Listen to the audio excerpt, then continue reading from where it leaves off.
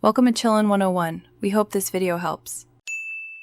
In this video, I will show how to make burrito bread at home, only way. Start by proofing 1 packet of active dry yeast in warm water with a teaspoon of sugar until foamy, about 5 minutes. Mix flour, salt, and a splash of oil, then knead until smooth and elastic. Let dough rise until doubled, shape into thin rounds, and cook on a hot skillet until puffed and golden on both sides. I will explain what ingredients matter and why they matter when making burrito bread at home. Use warm water to wake the yeast and choose all-purpose flour for pliable rounds. Salt strengthens gluten and oil keeps the bread soft longer.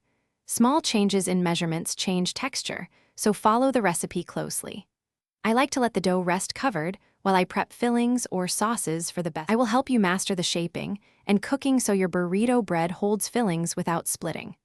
Roll dough thin and rotate the rolling pin for even rounds. Heat a skillet until hot but not smoking, then cook each round until it puffs and browns in spots. Keep finished bread wrapped in a towel to stay soft while you cook the rest, and test one with filling before serving. Thanks for watching. Consider subscribing if we helped you.